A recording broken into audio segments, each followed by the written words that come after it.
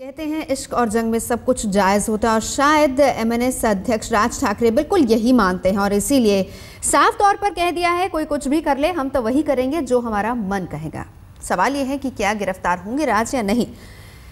26 जनवरी को भड़काऊ भाषण देने के मामले में एमएनएस प्रमुख राज ठाकरे अब तक आजाद घूम रहे हैं, जबकि उनके खिलाफ पुणे के 2 पुलिस थानों में एफआईआर दर्ज हो चुकी है। हालांकि आज राज ठाकरे 2 दिन के पुणे दौरे पर जा रहे हैं और ऐसे में बड़ा सवाल यह है कि क्या वो गिरफ्तार होंगे।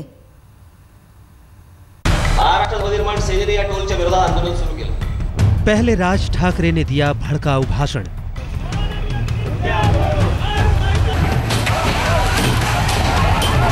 भाषण के असर से भड़का एमएनएस का गुंडा राज। महाराष्ट्र के 36 टोल नाकों पर जमकर तोड़फोड़। महाराष्ट्र सरकार ने दिए राज के खिलाफ जांच के आदेश। राज ने फिर दी राज्य सरकार को खुली चुनौती। इतकं मोठं आंदोलन झालं की त्याच्यानंतर राज्य सरकारला सांगावं लागलं की महाराष्ट्रातले जवळपास 65 टोल नाके आम्ही बंद केले। राज ठाकरे के खिलाफ एफआईआर दर्ज। क्या अब गिरफ्तार होंगे राज ठाकरे? क्या सलाखों के पीछे जाएंगे महाराष्ट्र नवनिर्माण सेना के अध्यक्ष राज ठाकरे? सबसे बड़ा सवाल है जिसका फिलहाल कोई ठोस जवाब नहीं दिखाई दे रहा, लेकिन 1-2 दिनों में जवाब सामने आ सकता है, क्योंकि राज ठाकरे आज 2 दिन के दौरे पर पुणे पहुंचने वाले हैं। वही पुणे जहां राज ठाकरे के खिलाफ भड़काऊ भाषण देने के मामले में एफआईआर दर्ज की जा चुकी है। राज ठाकरे के खिलाफ पुणे के 2 पुलिस थानों लोनी कालभोर और रजगढ़ में धारा 109 के तहत केस दाखिल किया जा चुका है। इनके बारे में उनके ऊपर एफआईआर दर्ज किया है 17 लोगों के ऊपर। राज ठाकरे साहब के ऊपर भी एफआईआर में नाम आ गया है, उसके बारे में जांच चालू है। क्या है मतलब उनके ऊपर 109 कलम जो है आईपीसी 109 लगाया गया है। मुमकिन है जिस दौरान राज पुणे में मौजूद रहेंगे वहां की पुलिस उनके खिलाफ कोई सख्त कार्रवाई कर सकती है। पुणे पुलिस ने भी मान लिया है कि 26 जनवरी को नवी मुंबई में राज ठाकरे ने एक ऐसा भड़काऊ भाषण दिया था जिसके बाद राज्य भर में एमएनएस कार्यकर्ताओं ने दर्जनों टोल नाकों पर जमकर उत्पात मचाया और जी भरकर बर्बादी की। आइए आपको सुनाते हैं ये कार्यक्रम के मंच से राज की जुबान से अपने सैनिकों के लिए कैसा संदेश निकला था।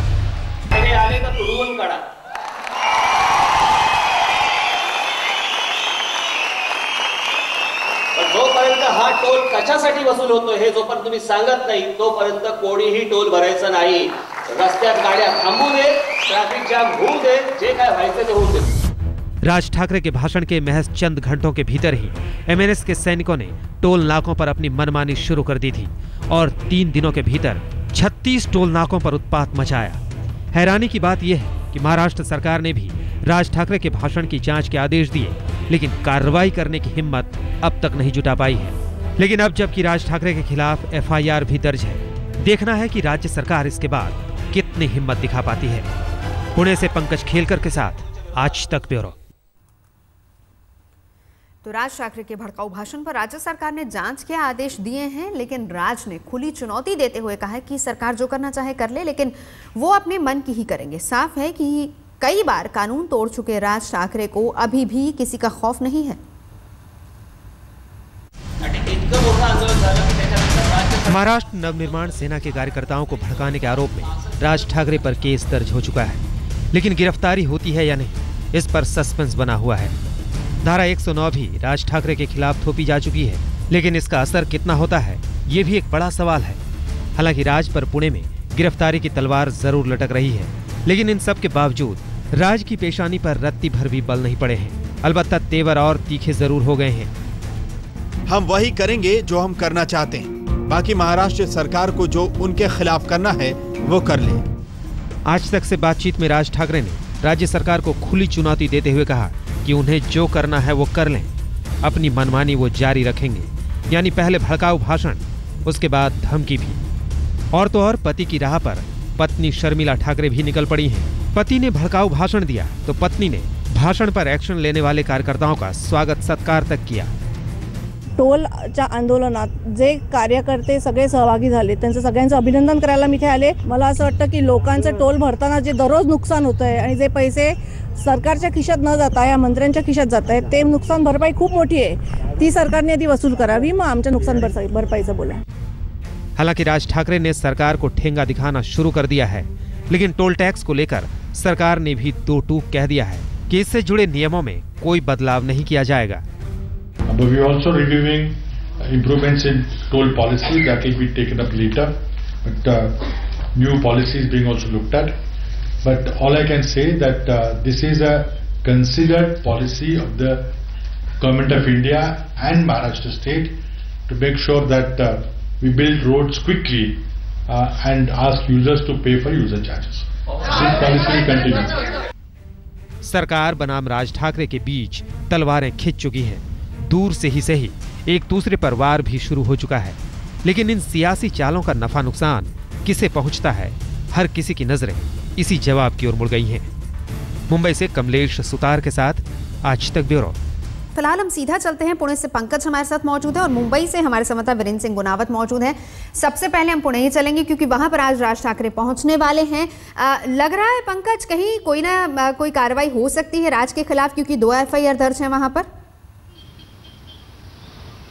लेकिन नवजोत, यहाँ पर पुणे ग्रामीण मुख्यालय के बाहर मैं खड़ा हूँ और जो मामले यहाँ पे हुए वो इसी ज्यूरिडिक्शन में हुए. तो जो घटनाएं हैं उसके मुताबिक राज ठाकरे खिलाफ जो एक्शन हो गई है, उनके जो लोग गिरफ्तार हुए हैं और जांच शुरू हो गई है.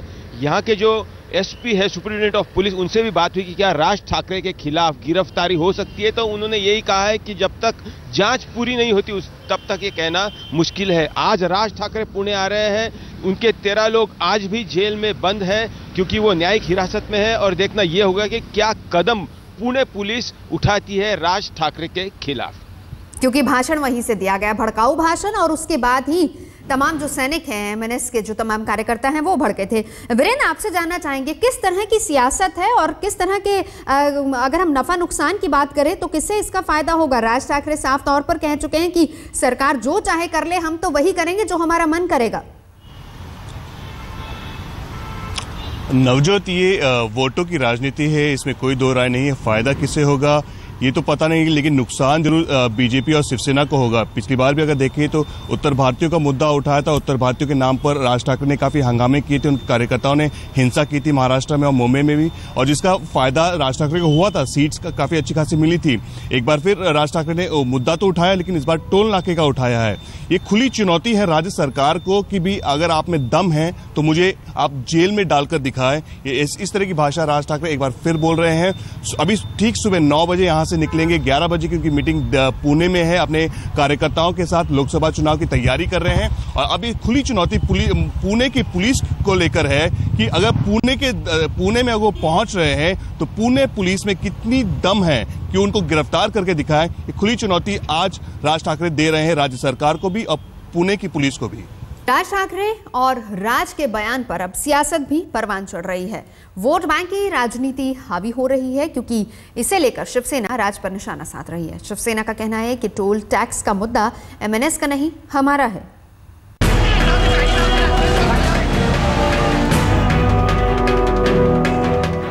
राज ठाकरे के भड़काऊ भाषण और टोल नाकों पर तोड़फोड़ ने सियासी बवाल खड़ा कर दिया है, खासकर उन दो भाइयों के बीच जिनके लिए रिश्तों से ज्यादा मायने शायद महाराष्ट्र का वोट बैंक रखता है. छोटे भाई राज ठाकरे के भाषण के बाद MNS के सैनिकों ने उपद्रव मचाया तो बड़े भाई उद्धव ठाकरे ने इसमें भी श्रेय लेने की कोशिश की और शिवसेना के मुखपत्र सामना में राज ठाकरे को बरसाती चिड़िया बना दिया. शिवसेना ने MNS पर मुद्दा चुराने का ही इल्जाम लगा दिया. पार्टी राज ठाकरे और उनके कार्यकर्ताओं के कारनामों की निंदा तो कर ही रही है, ये दावा भी ठोक रही है कि टोल फी फ्री करने की जंग तो हमने ही शुरू की थी. टोल के मुद्दे पे अचानक राजनीतिक पार्टियों को जाग आई है जो सोई हुई थी अब तक. जैसे कि शिवसेना ने कोल्हापुर में सबसे बड़ा आंदोलन किया, बाद में Shiv Sena, Bharatiya Janata party, Republican party की जो महायुति है, सभी ने मिलकर ऐलान किया कि जब हमारी सत्ता आएगी महाराष्ट्र में तो महाराष्ट्र हम टोल मुक्त करेंगे, टोल फ्री करेंगे. और कानूनी तौर पे करेंगे, इस तरह से नहीं करेंगे। दरअसल टोल नाकों पर हमले के बहाने पूरा मुद्दा मराठी वोट बैंक के गणित का है, जिस पर तथाकथित रूप से शिवसेना और महाराष्ट्र नवनिर्माण सेना अपना दावा ठोकती आई हैं। यही वजह है कि पहले टोल नाकों में तोड़फोड़ पर राज ठाकरे गरज रहे थे, अब उसी को हथियार बनाकर उद्धव ठाकरे लाल पीले हो रहे हैं। डर है कि कहीं राज की टोल नीति उनके मराठी वोट बैंक में सेंध न लगा दे। देखिए, पिटाई अगर करनी है तो सरकार की करिए, यह हमारा मानना है। हमारा झगड़ा सरकार के साथ है, हमारा झगड़ा मुद्दों के साथ है। तो जो गरीब लोग वहां काम करते हैं उनको पिटाई करके कुछ नहीं होगा। शिवसेना और एमएनएस में टोल नीति को लेकर छिड़ी जंग का मजा दूर बैठी दूसरी पार्टियां भी ले रही हैं, जो एक सुर से यही कह रही हैं कि राज्य में गजब की राजनीति हो रही है। कोल्हापुर में हमने टोल प्लाजा जलाया, शिवसेना ने, तो मन से कितने टोल तोड़ेगी, ये कहीं ना कहीं कंपटीशन दोनों के बीच में है।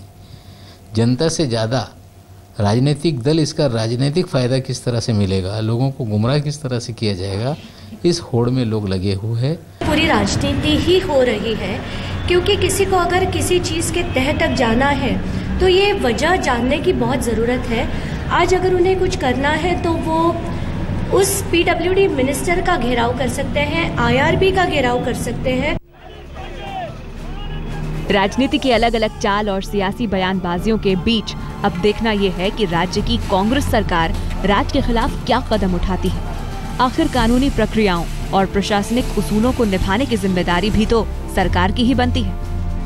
मुंबई से अमृता शेडगे, दिव्येश नायर और मुनीश चंद्र पांडे के साथ आज तक ब्यूरो।